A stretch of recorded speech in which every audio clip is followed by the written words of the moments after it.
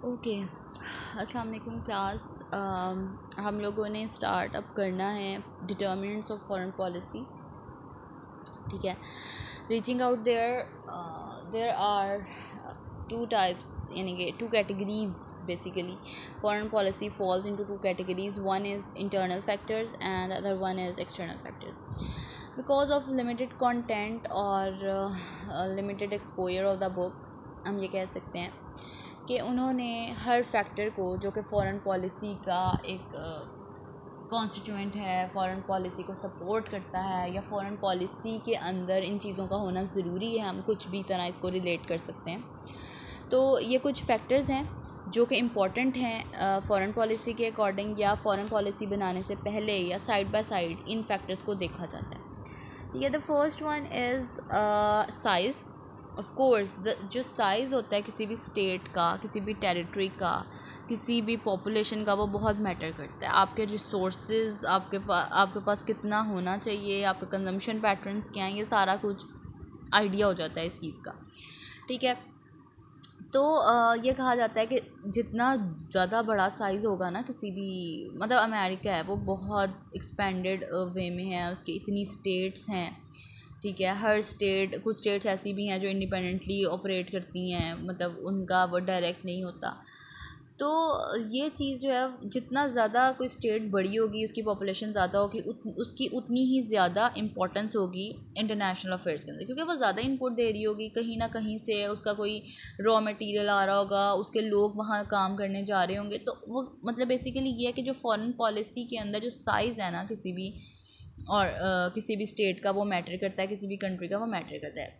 ठीक है, उसकी पॉपुलेशन का इन्फ्लुएंस होता है फॉरेन पॉलिसी के अंदर. जो लीडर्स हैं या जो लोग हैं उस कंट्री के, जिनकी टेरिटरी या स्टेट स्मॉल होती है, ठीक है, उनकी पॉपुलेशन भी कम होती है, तो वो एक्सपेक्ट नहीं कर सकते अपनी कंट्री से कि वो बहुत ज़्यादा इंटरनेशनल अफेयर्स के अंदर उनका रोल हो. क्यों? क्योंकि उनका इतना इनपुट नहीं होगा. ठीक है, ना उनकी लैंड बहुत ज़्यादा है, ना उनकी प्रोडक्शन कैपेसिटी ज़्यादा होगी, क्योंकि जो ज़्यादा लोग हैं, ज़्यादा एरिया पे हैं, वो ज़्यादा प्रोड्यूस करते हैं. ठीक है, ये तो अंडरस्टूड सी बात है.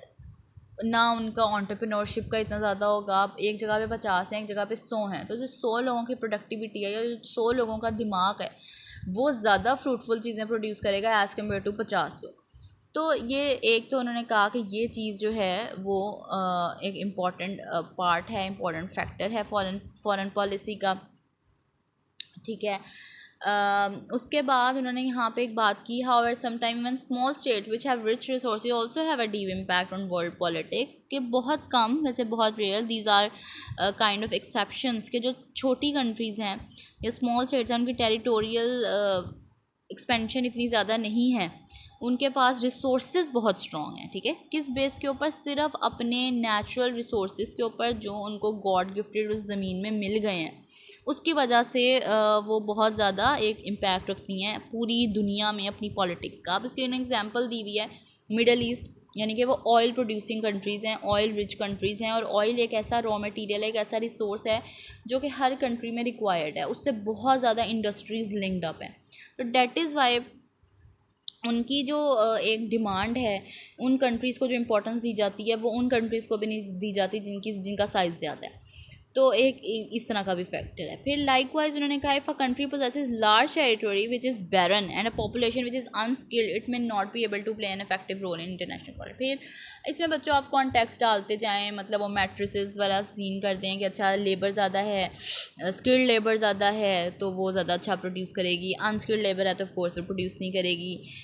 बैरन ज़मीन है, मतलब बंजर ज़मीन है, वो उसकी कोई इंपॉर्टेंस नहीं है, आप कुछ भी उस पर उगा नहीं सकते, कुछ उगा नहीं सकते तो मतलब आगे कुछ भेज नहीं सकते, आपके पास पैसा नहीं आएगा. जब तक पैसा नहीं आएगा, लोगों का स्टैंडर्ड ऑफ लिविंग लो होगा.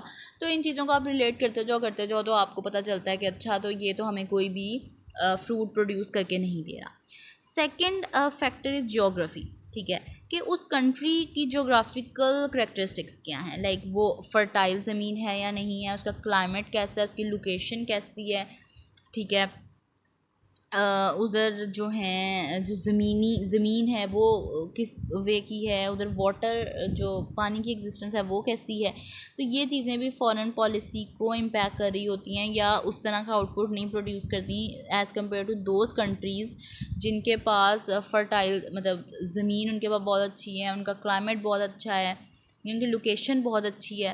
पाकिस्तान के बारे में ये कहा जाता है कि ये जोग्राफिकली बहुत अच्छी और सूटेबल लोकेशन पर है कि यहाँ पर बहुत ज़्यादा चीज़ों को प्रोड्यूस किया जा सकता है या बहुत ज़्यादा ऊपर जाया जा सकता है as compare to other countries जहाँ पे अगर हम क्लाइमेट की बात करें तो बहुत हॉट एंड ह्यूमिड है, ठीक है, या वहाँ जहाँ पे बहुत ज़्यादा कोल्ड इन्वायरमेंट है। तो इसको इस चीज़ से सेल्फ सफिशिएंट कंसीडर किया जाता है, ठीक है। तो ये एक मेजर फैक्टर है जो इम्पॉर्टेंट है फॉर फॉरेन पॉलिसी। आप इससे आइडिया कर सकते हैं कि आप क्या कंट्रीब्यूट करेंगे इन ओवरऑल वर्ल्ड पॉलिटिक्स, तो वो फिर आप आगे जा सकते हैं इससे, ठीक है। फिर इसमें इसी तरह की बात है मतलब generally land lock countries nation the topics and those bordering a super power less self sufficient in comparison to the country which have access to warm water ports and are located in the temperate zone and far removed from superpowers. For example, the 19th century USA adopted isolationist policy chiefly on account of its geographical location. Though the importance of geographic factors is acknowledged almost at the hand, its importance considerably declined due to technological and scientific development.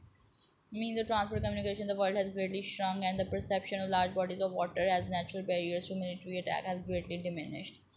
अच्छा, ये चीज़ें अब उन्होंने इस तरह इसको explain किया हुआ है कि जब पहले ज़माने थे तो तब क्योंकि आपके पास इस तरह की फैसिलिटीज़ नहीं होती थी कि आप चीज़ों को एक जगह से दूसरी जगह ट्रांसपोर्ट कर सको। अब बेसिकली कुछ ऐसी कंट्रीज़ भी हैं जो सिर्फ ट्रांसपोर्टेशन के ऊपर कमा रही हैं, ठीक है, या ट्रांसपोर्टेशन की वजह से उनके पास पैसा है। तो वर्ल्ड हैज़ बीन श्रंक और चेंज टूवर्ड्स पॉजिटिविटी कह सकते हैं कि अब इन चीज़ों की इम्पोर्टेंस कम हो गई है। आपका जैसे भी टेम्परेचर है, आप किसी भी हॉट एंड ह्यूमिड वेदर में हैं तो आप उसको मैनेज करके आगे भी ट्रांसफ़र कर सकते हैं, ठीक है। ज़रूरी नहीं है आप बहुत हॉट एंड ह्यूमिड हैं तो आप एसीज़ और इस तरह की चीज़ें इंपोर्ट करके तो उसको मैनेज कर सकते हैं अपने टेम्परेचर को। लोकेशन आपकी ऐसी है तो आप आर्टिफिशियली उसको मैनेज कर सकते हैं, आप कहीं पे भी वेयर हाउस बना सकते हैं और इस तरह का सारा कुछ इसमें आ जाता है। लेकिन जो इम्पोर्टेंट था कि क्या मतलब इंटरनल फैक्टर जियोग्राफी के अंदर क्या क्या फैक्टर्स आते हैं वो हमें पता चल गया कि उसकी फर्टिलिटी देखी जाती है, क्लाइमेट देखा जाता है, लोकेशन देखी जाती है in relation to other land message, यानी कि जो जिस स्टेट के साथ आप डील कर रहे हैं उसके क्या करेक्टरिस्टिक्स हैं उस स्टेट की, उसके सिटीजन्स कैसे हैं, उसकी वाटरवेज भी कैसी हैं, उसके लैंड मैसेज कैसे हैं, ये सारा कुछ देखते हैं हम, ठीक है। फिर उसके बाद आ जाता है culture and history. Of course cultural and historical traditions किसी भी कंट्री के हैं वो भी फॉरेन पॉलिसी को इन्फ्लुएंस कर रहे होते हैं। जहाँ पे कल्चर एक जैसा होता है, हिस्टोरिकल वैल्यूज़ एक जैसी होती हैं, वहाँ पे एक्सेप्टेबिलिटी आसान होती है, लोगों को समझना आसान होता है, उनका इमोशनल अप्रोच सेम होती है, ठीक है। जबकि ऐसी कंट्रीज़ जहाँ पर डिफरेंट बैकग्राउंड के लोग हैं उनको एक पेज पे लाना मुश्किल है। तो कल्चर एंड हिस्ट्री जो है ये भी बहुत ज़्यादा इन्फ्लुएंस पैदा करती है फॉरेन पॉलिसी के अंदर, ठीक है।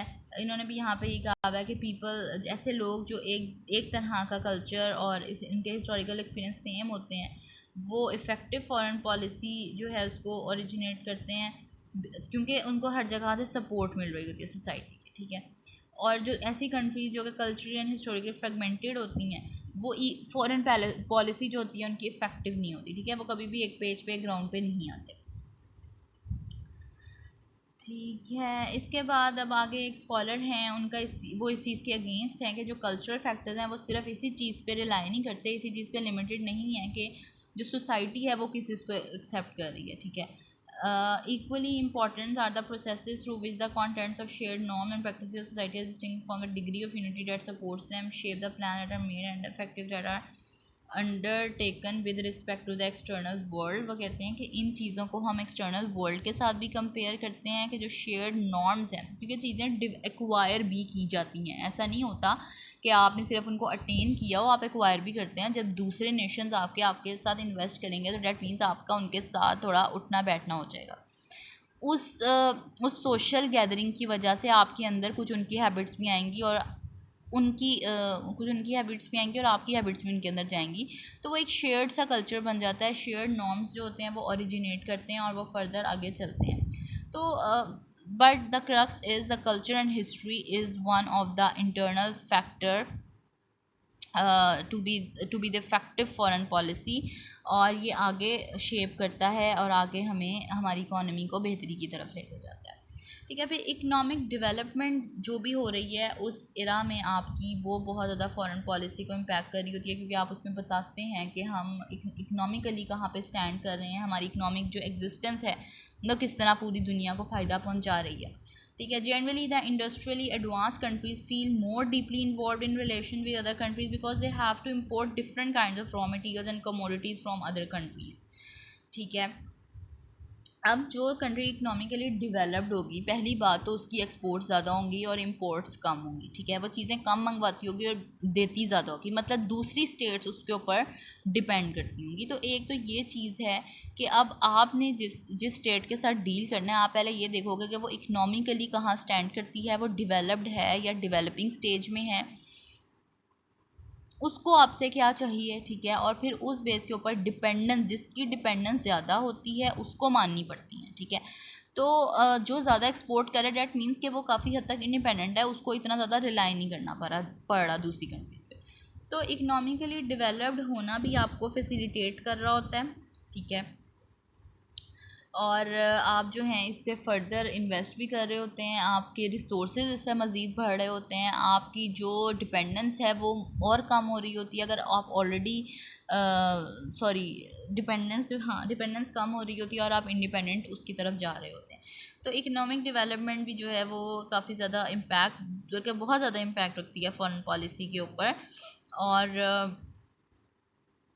टेक्निकल इसमें आपकी मतलब डिफरेंट फील्ड आ जाती हैं जो बताती हैं कि इकनॉमिकली आप डेवलप करें। आपकी टेक्नोलॉजिकल सेक्टर आ जाता है, आपका मेडिकल सेक्टर आ जाता है, आपका मिलिट्री सेक्टर आ जाता है। ठीक है, कि क्या वहाँ पे क्या एक्टिविटीज़ चल रही हैं और इंडस्ट्रियली आप कितना डेवलप कर रहे हैं। ये सारे यानी कि डिफरेंट किस्म की जो इंस्टीट्यूशंस हैं वो इस चीज़ को आइडेंटिफाई करते हैं कि आप इकनॉमिकली की कहाँ स्टैंड कर रहे हैं। और अगर आप इकनॉमिकली डेवलप्ड हैं तो आपकी फॉरेन पॉलिसी के जो अंदर कॉन्स्टिट्यूएंट्स होंगे वो डिफरेंट हो जाएंगे, उसके अंदर जो डिपेंडेंस और इंडिपेंडेंस वाला फैक्टर है वो क्लियरली सामने आ जाएगा।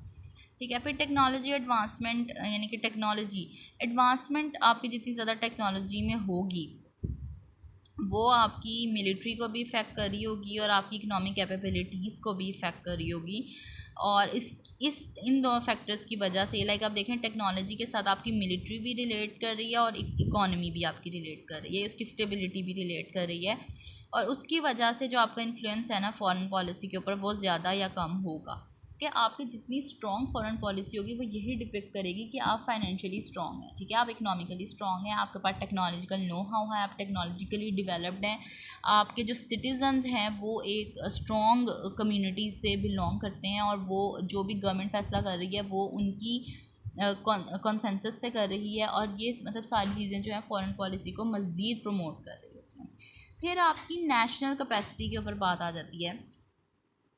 नेशनली आपकी कैपेसिटी क्या है, मतलब आप कितना प्रोड्यूस कर सकते हैं, आप कितना एक्सपोर्ट कर सकते हैं, आपके पास क्या क्या रिसोर्सेज अवेलेबल हैं और कितना आपके पास रिज़र्व है, ये सारी चीज़ें उसमें आ जाती हैं। ठीक है, आपकी मिलिट्री मतलब आपके बॉर्डर्स कितने स्ट्रॉन्ग हैं, आपकी हेल्थ कंडीशंस क्या चल रही हैं, आपकी एजुकेशनल जो है क्राइटेरिया और एजुकेशनल क्वालिटी क्या चल रही है, ये सारी भी चीज़ें किस में आ जाती हैं, आपकी नेशनल कैपेसिटी में आ जाती हैं। Basically national capacity is what you are producing और what you are earning, what will be your income in next 5 years और 10 years। तो ये क्या है फॉरेन पॉलिसी जो है वो इसका ये एक फैक्टर है फॉरेन पॉलिसी का। ठीक है, इसमें आपने ये बताना होता है।